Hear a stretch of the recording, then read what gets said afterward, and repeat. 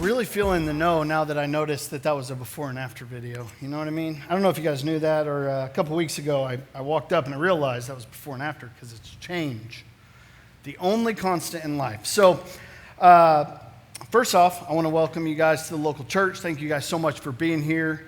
As Gibbs stated, Cass and I and our 3-year-old and 1.5-year-old decided to get on a plane for 11 hours and fly. It was awesome. We went to Italy, and we started out in Rome, and I'm normally not, so I think it's pretty well known. I don't love the idea of traveling, especially outside of America. I love America. Because like if anything were to pop off, I feel like this is the place to be. You're safe here. So that's one thing. Last year we went to France, hated it. Food wasn't good. They don't like us, so I don't like them. I don't know why they don't like us. It's like fight your own wars, you're welcome. And then, as for the history buffs, but we went to Rome, and it was awesome because of just the history side of it was so cool. We went and saw the Vatican, which was great, and then the Colosseum, and I just yelled, "Are you not entertained?" the whole time I was there. It was a great trip. We went to the Amalfi Coast, and then to Spain, Barcelona, again with our kids. Then we decided to fly back, that 10 hours back, which I'm trying to figure out why we do that, but no, they were awesome. Trip decided to sleep 1.5 hours on the 11-hour flight there, so that was fun. We actually gave them melatonin, thinking that would help. We did not realize that there's a certain percentage of kids that does the opposite.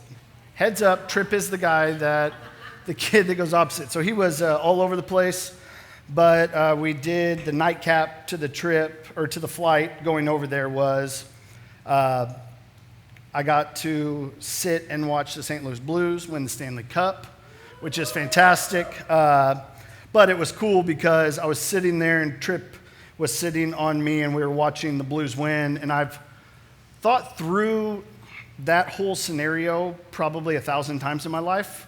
This was the only time, though, that I was not wearing a jersey and skating, because that's what I dreamed as a kid. So it was awesome, though, to just be sitting there and do that. It was a great trip.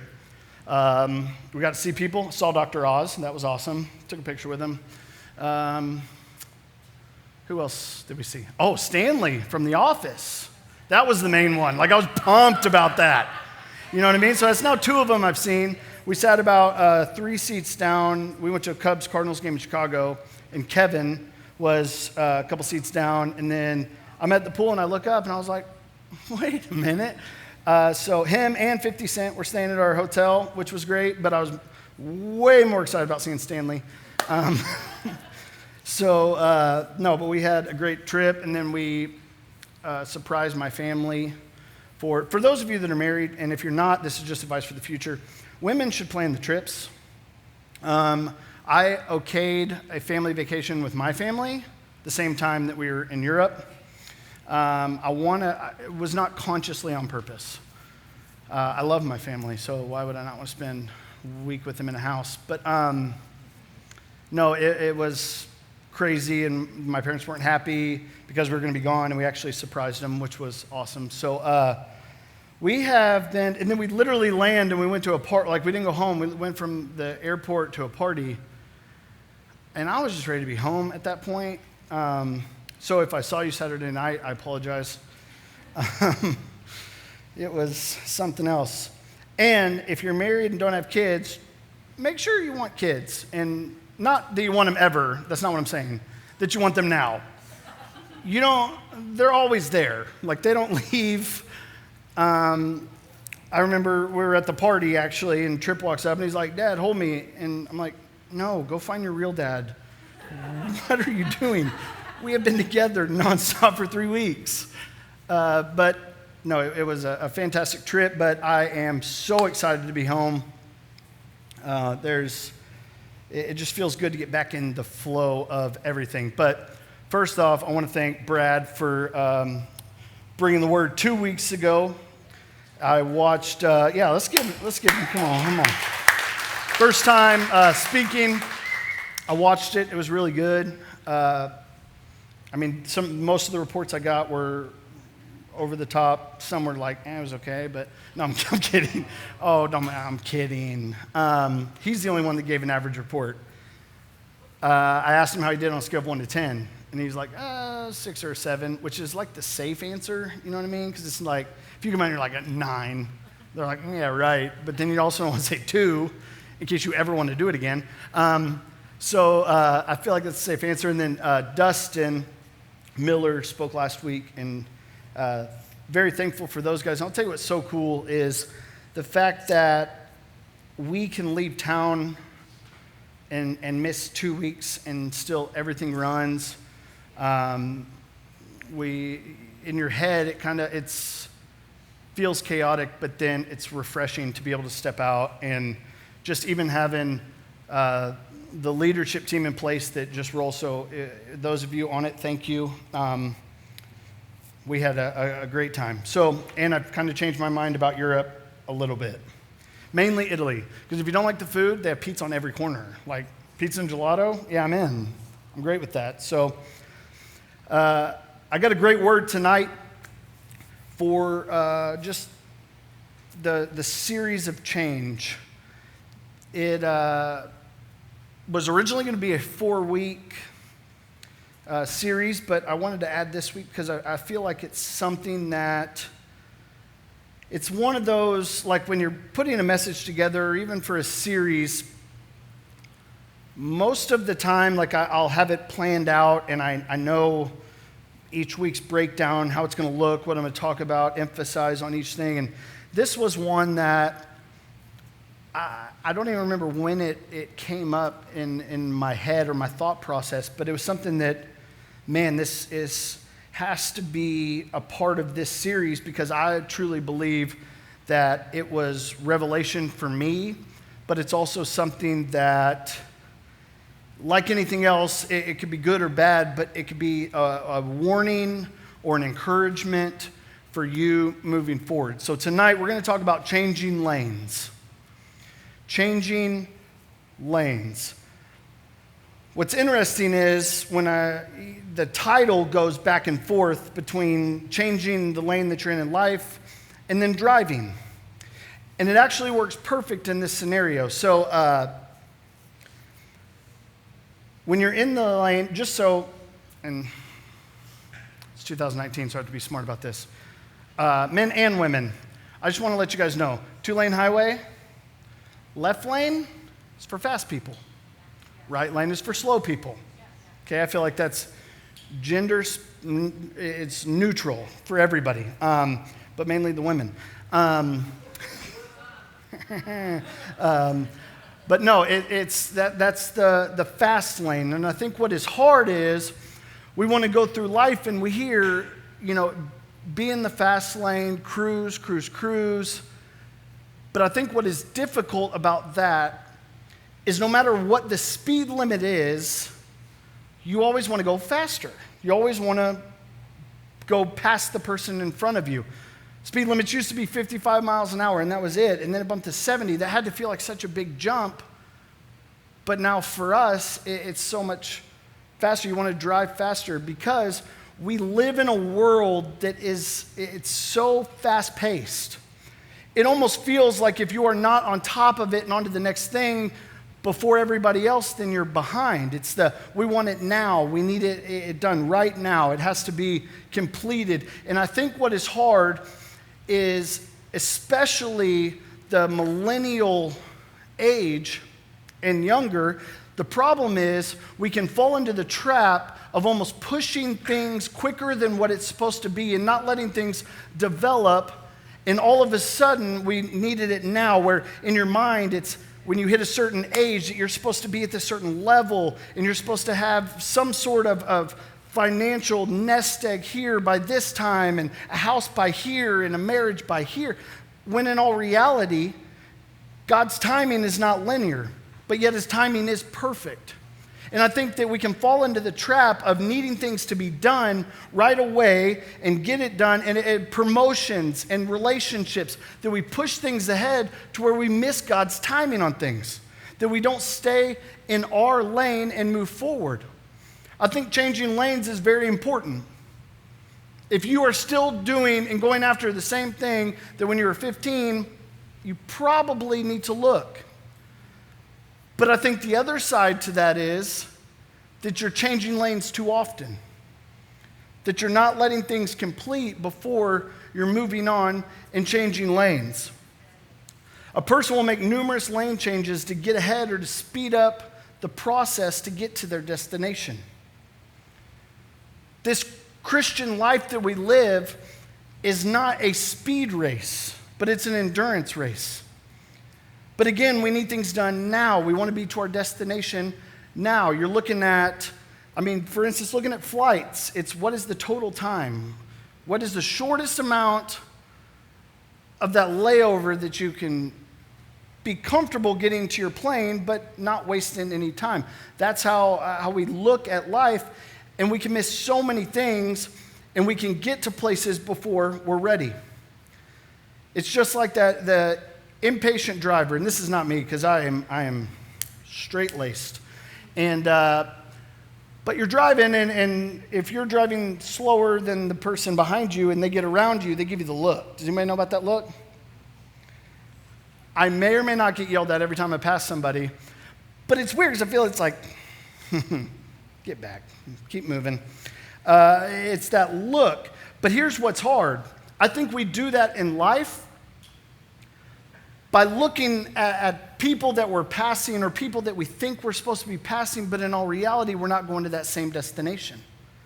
That we're not moving towards that same thing. That's where comparison the trap is so large, and it can truly knock you off course because you're so worried about getting in front of or moving past somebody else.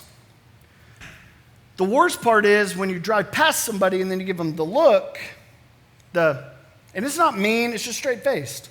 You know that you beat them. You know what I mean? Anybody with me? Like you have won. And you're letting them know that you have won. So you're looking at them, and how many times, it's more often than not, you get to the next stoplight and bam, they're right there next to you.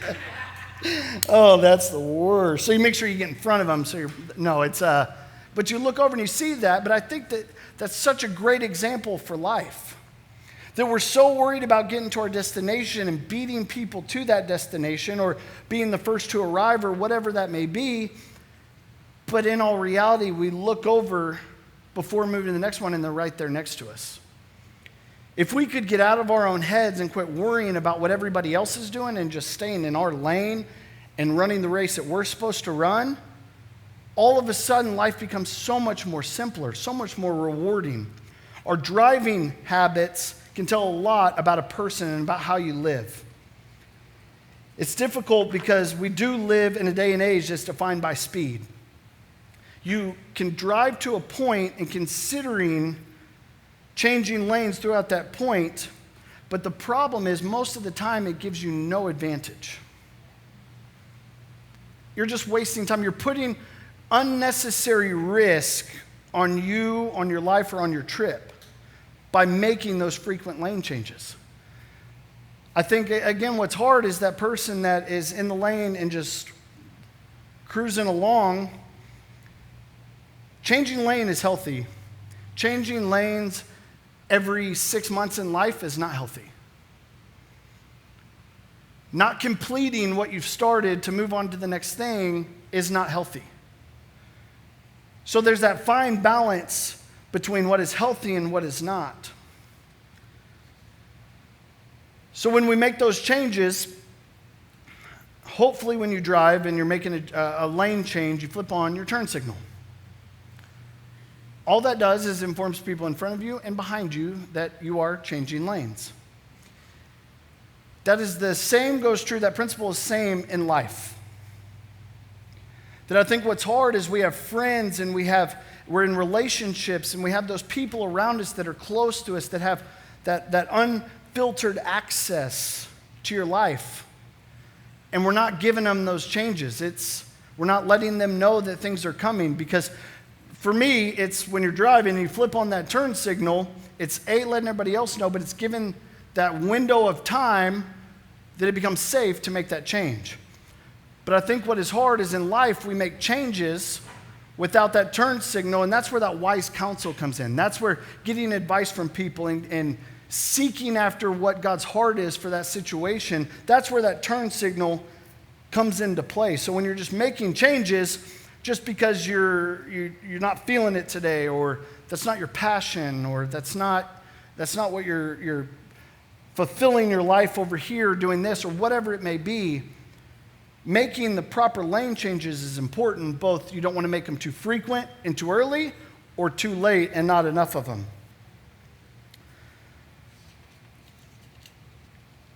So that turn signal lets people know that you're changing the direction, and it lets other people know that it's there. So there's a constant risk in changing lanes, even if you do have that turn signal on. It's called a blind spot.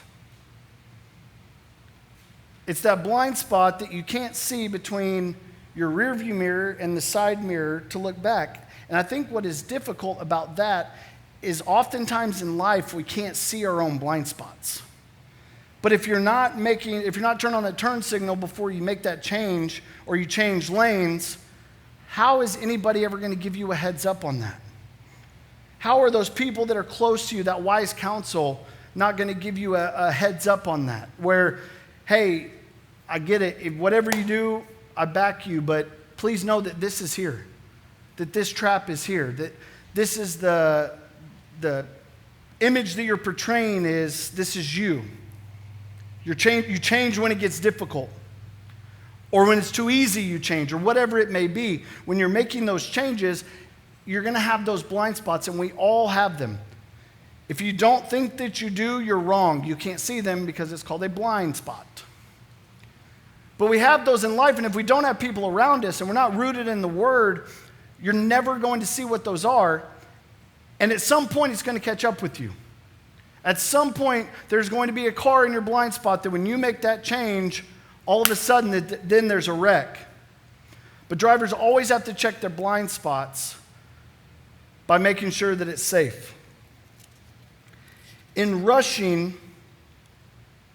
or changing lanes too often, or trying to get somewhere before you're supposed to get there, I think what is hard is then we would say, when we get there, we realized that we either missed what we were supposed to do, or we missed the development of that. But I think we also miss what the devil is doing out in front of it. I think a lot of us in our day and age, the devil's trying to get us to change lanes as frequent as possible. Because then you can either have a stigma about you that you're aloof, or that you never stick to what you're actually doing, that you're actually able to fulfill whatever that is that you're doing. If you do something just because it's easy or it's hard or whatever that may be. For instance, I love to start things. I'm the king of starting things. Not so great at finishing. That's something I know about myself because of my blind spots. I have someone looking for me in the passenger seat, letting me know they're there. For instance, I randomly would go on these cleaning things, and I was going to clean Charleston's car seat. But I want to make sure I really cleaned it. So I literally took every bit of it apart. Every piece. Cleaned it all out, let it dry, went to bed. That was the worst thing. I needed to finish it all in one day. Went to bed, and the next day, I was at the store buying a new car seat. To be honest, it was not safe for me to put it back together for her to sit in it. But in all reality, that I know that about myself. So for me, it's finding ways to keep that vision of my life renewed, to keep it fresh, to keep it out in front of me, that it gives me something that I'm going towards.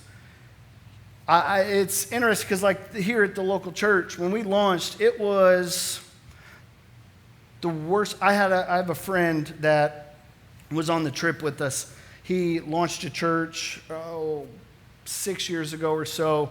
They merged with another church, and he now works at Elevation. And it's great because I'm able to talk with him just about things, and he understands. And he asked, how was launch? How was the lead up? How's it been since? And launch is interesting because it is the worst and best time of your life. It really is, because there's so many details, but you're not helping anybody. And it's you got to keep that vision out in front of you, but then you launch. And at 6 months or so, it'd be a natural time for me to kind of lose steam towards going after whatever I'm doing, because the launch has happened, the newness, the luster of it, and we're just down to the week-to-week grind. But for me, I realize that, and I'm not okay with that, and I know the call that's on my life, and I want to fulfill it, so I have to keep that vision out in front. So I want to encourage you that when you start to lose sight of what you're doing, just keep that vision out in front. Keep things fresh and moving forward, but keep it out in front. So checking our spiritual blind spot means a consistent movement of our heart, of our head, and our eyes to God. So turn in your Bibles to Matthew 18, and we're going to read verses 21 and 22. Then Peter came to him and asked, Lord, how often should I forgive someone who sins against me? 7 times? No, not 7 times, Jesus replied, but 70 times 7. I want to shift this message over to forgiveness, because when you change lanes too often, or you change lanes frequently, or other people change lanes, there becomes a distaste towards somebody because of it. There becomes that stigma that we place on people because of the frequent lane change. And I think what's hard is it's something that can completely derail or it can sidetrack a whole relationship, especially one that is in a place to help both of you move towards, if you're in that healthy relationship with someone, that you're able to move forward in life, that we celebrate wins together, that we go through the muck and mire together, that we're moving forward. But that can happen to where you start to just have a distaste towards them, and then all of a sudden it's this weird wedge that's in your relationship. So when you're moving forward, it just reminds us that we have to forgive people a lot. 70 times 7.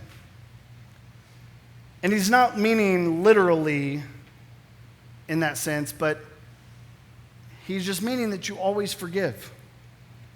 That's the only way to make it in marriage. There's been oftentimes, I think I've even said it for me, I have to remind Cass, I am not purposefully not doing something just to make you mad. But that's what happens when you're going and you live under the same roof, because you can see every fault, every crack, every misstep. But then it's also in relationships, with friends, with those people with you. I mean, Gib brought up the men's book study that we do on the first Monday of every month, and it has been awesome because it's that like forced, organic relationships.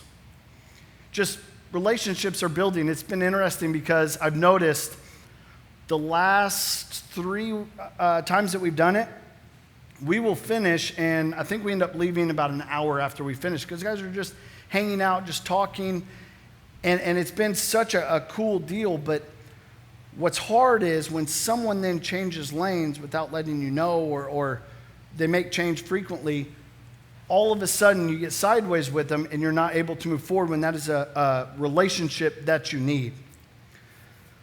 So when one strives honestly and faithfully to live like Jesus, to help people, it forces far beyond the knowledge of any man and working in the success of the obedient follower of Jesus. And I think that is what is hard, that we lose sight and we make changes because we're unhappy, or we're not sure that we're supposed to be there, or we just get bored with it. But if you're truly trying to live a life after Christ, you have to help people. That's what we're here to do. So when you're doing that and it gets you sideways, you're not building the time with those people or those relationships to where you're actually able to help people. So a few things that I wrote down just about forgiveness is that here in Matthew, Jesus is telling Peter that we're supposed to forgive people rather than to get revenge. Matthew 15 and 18. Then Peter said to Jesus, "Explain to us the parable that says that people aren't defiled by what they eat." "Don't you understand yet?" Jesus asked. "Anything you eat passes through your stomach and then goes into the sewer, but the words you speak come from the heart. That is what defiles you." Many times people have changed lanes in front of us, and most of the time it's without signaling, and we've grown tired of it. Whether it be that they want to make a detour from the natural direction or get off of the road that God has put them in, but we develop our own road rage. I think what is hard is that road rage is an interesting thing. Does anybody else have road rage? Am I the only one that has it, or why does it feel so personal? You know what I mean? Like, how dare you? Who do you think you are? Why would you cut me off? Where you're driving is not any more important than where I'm going. Should we pull over to the parking lot? Just kidding. I'm married now with kids, and I don't do that anymore. I never did it. Maybe once or twice. But you'd at least throw it out. You know what I mean? Like, you might not do it, but you at least throw it out. You hope that the other person doesn't want to and just keeps driving. But it feels personal, and I think that is what's hard, is when the people going through life with us make that change without signaling, we take it personally. We take it like it's an attack on us, but that's not the case. Your words shape your actions. Out of the abundance of the heart, the mouth speaks. That is what defiles you. It's not what you eat. The law before that, they had things that they couldn't eat because it was unclean. Jesus threw that out, and that's not what defiles you. What goes into your stomach, it goes in, and then it comes out. But what's in your heart is what defiles you, or what defiles you. So I want to talk real quick. It's 7 things that we know that God knows are the hardest to forgive. Because these things are the only things that the Word talks about that God hates. God is all-knowing, all-loving, truly hates. Proverbs 6, and we're going to read 16 through 19. These are the 6 things the Lord hates. No, 7 things He detests: haughty eyes, a lying tongue, hands that kill the innocent, a heart that plots evil, feet that race to do wrong, a false witness who pours out lies, and a person who sows discord in a family. So 1 is a proud look. Haughty eyes. That's someone who is prideful and walks around like it. And when pride fills your heart, it reflects in your mannerisms. I think what is hard about that is it becomes very selfish. You become very self-centered in that. So when you're making those changes in life, are you making them because it's for you or because it's for somebody else or everybody else? What is your reasoning behind that? A lying tongue. God is the God of truth who cannot lie. He loves truth and hates lying. Number 3 is a wicked heart. It's bad enough for a person to do evil, but even worse when he plans at great length on how he's going to do it. A wicked heart is the devil's workshop for devising new ways of sinning or new ways to hurt people. And I think what's great about our God is he can change everything. That just because you have something or had something does not mean that you will continue to have it.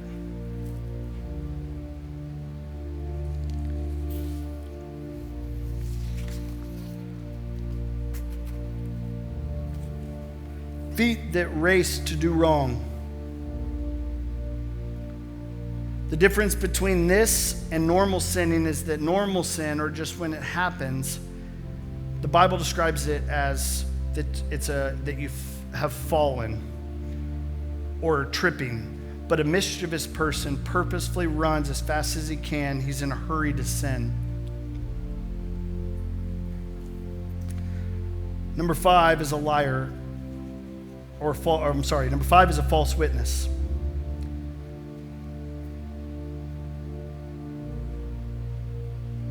It's interesting because on this, there's this thought process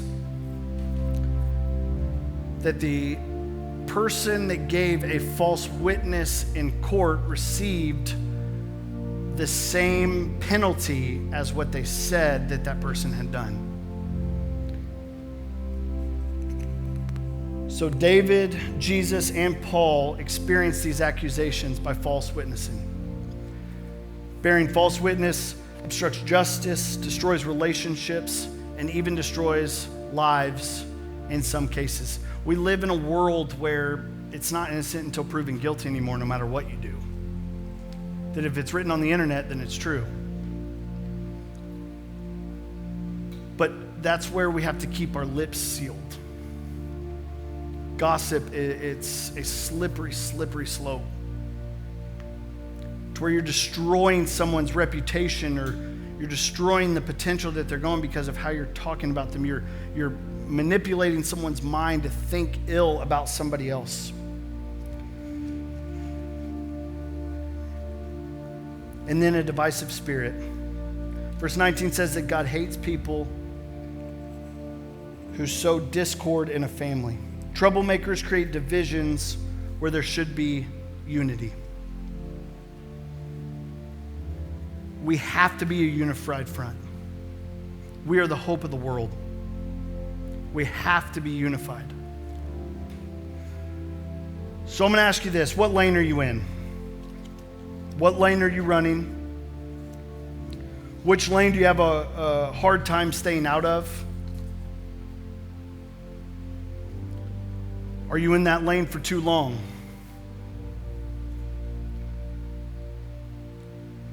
Do you have that road rage of life? I want to encourage you, if you do, forgive them. Move on. Don't let it hold you back anymore. Forgiveness is not the same thing as excusing. Forgiveness is not the same thing as forgetting. And forgiveness is not the same as reconciling. But when you forgive someone, it changes the way you think about them and feel about them. You want them to do good. Revenge does not bring closure. Forgiveness does. So I want to ask you, what lane are you in? What lane should you be in? Are you in the right lane?